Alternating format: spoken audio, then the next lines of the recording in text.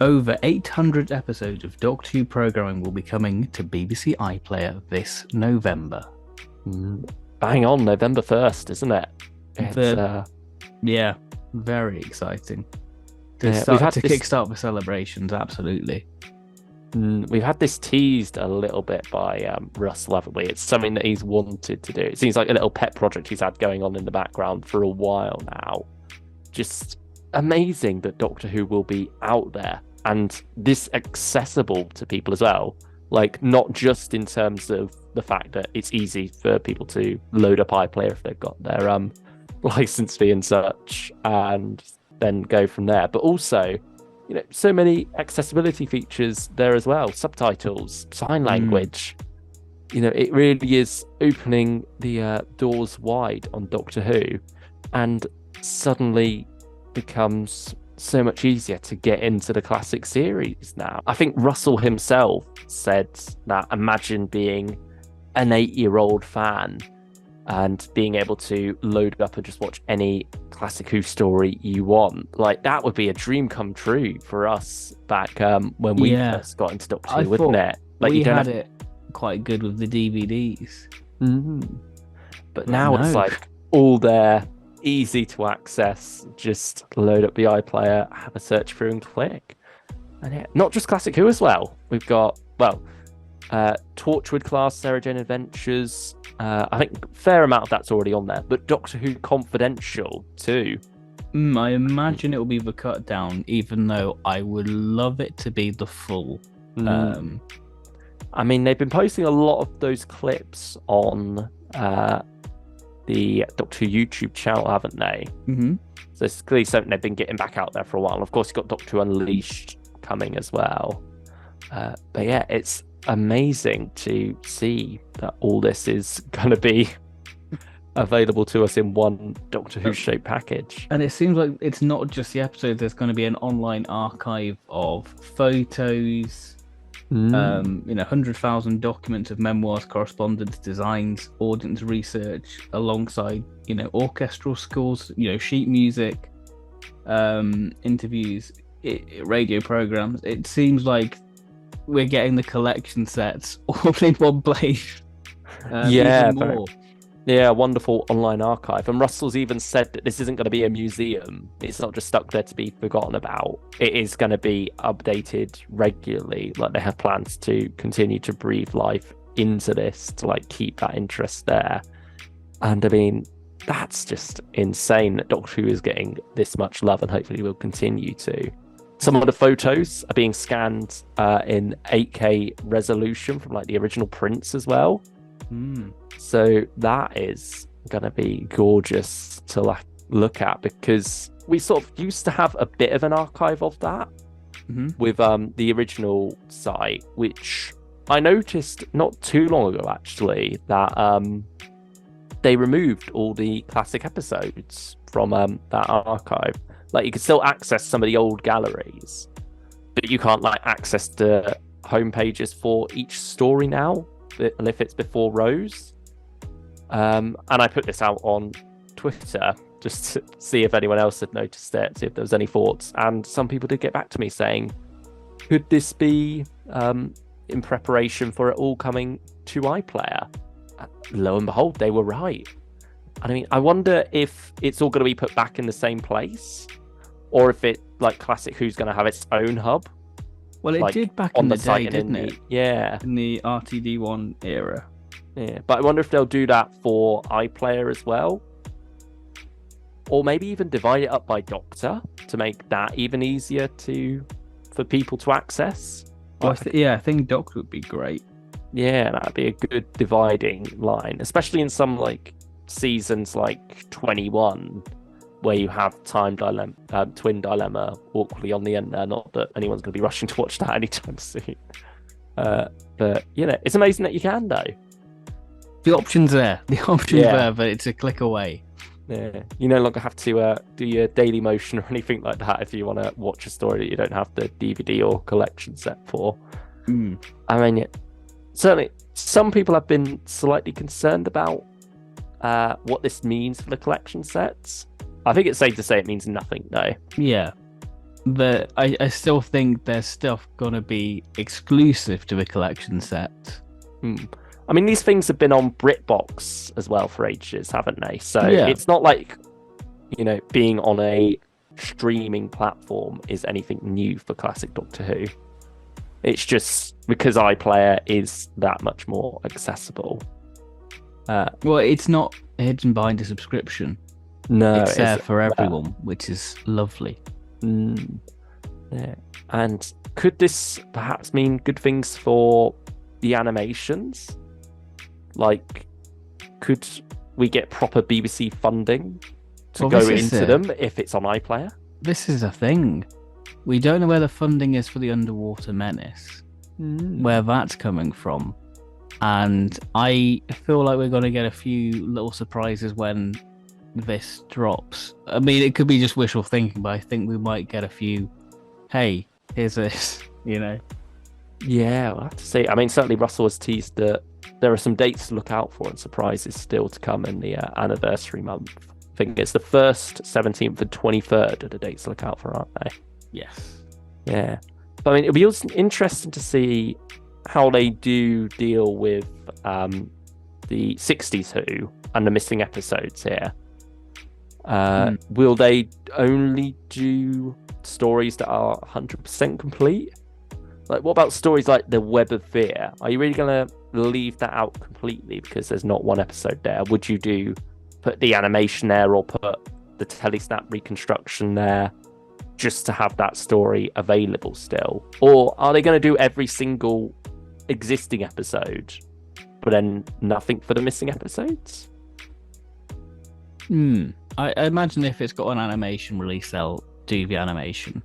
Yeah, but how long do you give that though before? Because that's the way they did for BritBox, wasn't it? Yeah, they did Macroterra and Faceless ones, didn't they? And Fury from the Deep, I think, was on there as well.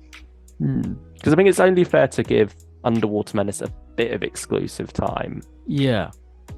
And I imagine the remasters for series 1 to 4 aren't going to be on iPlayer just yet because they want you to buy this new Blu-ray version, possibly. Possibly.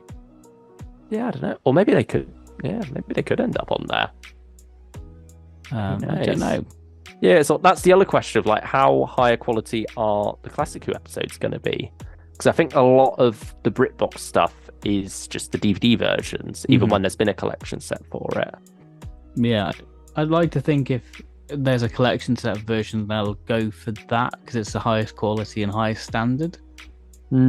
Yeah, you'd want that out there, really. And especially as this will be some people's introduction to Classic Who, you want it to be looking its best. Yeah. Yeah. And I mean, with the collection still, you'll have the exclusive special effects on there, I imagine. Like, I don't think they're going to be putting things like that on iPlayer. No, keep it true. Yeah. This will be your archive of the original versions, and then collection is where you're going to get all your updated special effects and stuff and all your special features as well. Like, I don't think we're going to necessarily get making ofs here, but obviously there's the archive of behind the scenes material to dive into nevertheless. But I suppose it's more you have to do your own sorting through it, whereas the making ofs will boil it down and present it to you in that format. So there is still a place. If you're worrying about your physical media collection, there is still a place for it. I don't think this is Russell trying to get rid of it. Russell knows what we're like. He's one of us. Yeah. I think we have nothing to worry about the collection set. We know that documentaries are being made for future sets. So the collection range is still thriving. It's thriving. Yeah. There's no need to worry about that. Yeah, I mean, I was thinking about that just last night, and I was going to go on Disney Plus and watch just an episode of The Mandalorian properly. I hadn't quite decided. That's the thing with streaming services as well. You can flick through and easily decide right before you hit the play button. And so that's something here with all of Classic Who being available. Whereas once you've grabbed it off the shelf, you've sort of committed then, haven't you? Yes. And then you've got to sit through all the intro stuff before you get to hit the play button. But yeah, certainly I was thinking of watching an episode of Mandalorian and my internet had gone down. stayed off for about an hour. So instead, I went and grabbed the Web of Fear. Still had a very good time with that. And so that just shows that, physical media does still have a place in this world. And I think, like Russell's wanted to put everything all together. And I think this is one of his requirements, I think, because I think he stated in the latest Doctor Who magazine that he had a few things to go, look, if I'm going to do this, I want to do these things. And I think they wanted to put everything all in one place. And this is it. This is part of the vision coming true for him, And I genuinely think this is the start of another golden age. Yeah, definitely. Like, hopefully we'll get so many new fans in, young and old. Like, this is here for everybody to dive into now. And yeah, I think that's amazing of Russell that his plans for Doctor Who don't just include the future of the show itself. Like, he's not trying to reband, reboot, and get rid of the past as such. He's not trying to shy away from that and, build a new brand. He's trying to incorporate it all there.